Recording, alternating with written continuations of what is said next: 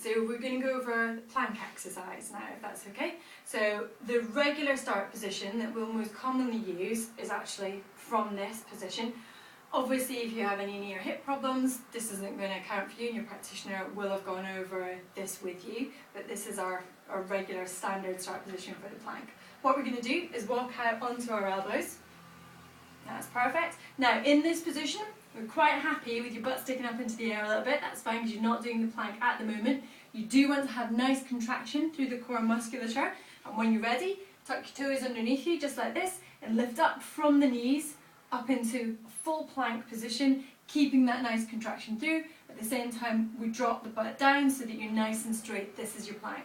Then when you relax, back onto your knees and let that flexion happen through the hips. As long as you're not extending through the spine, that's what we're looking to avoid in this case. Okay? And then you can come back up onto your knees, or you can just stay in this position. That was one repetition. Start of your second repetition would again be coming up onto your toes, letting the butt drop nice and straight, and then coming back down. That would be a second repetition. Okay? And your practitioner will let you know how many reps to do.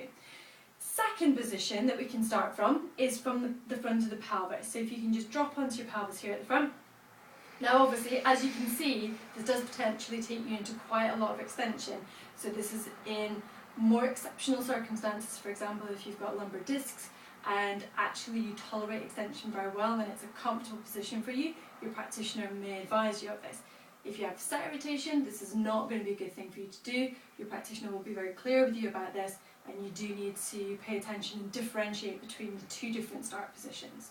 So, second start position, from extension, what we're going to do is tuck through the abdominals first to just get nice contraction through the abs and lift up off the pelvis onto the knees. Okay, so we're lifting up off the pelvis onto the knees, nice straight line this time, nice straight plank, and then coming from the knees up onto the feet, perfect, raising through the abdominals, so get a nice straight plank, perfect, back down onto the knees, perfect, keeping again that straight position, and then gently dropping with control. Anytime you do this, you still do need the control, back onto the front of the pelvis. Perfect, and that's one cycle. And again, your practitioner will cover with you how many cycles to do. Okay?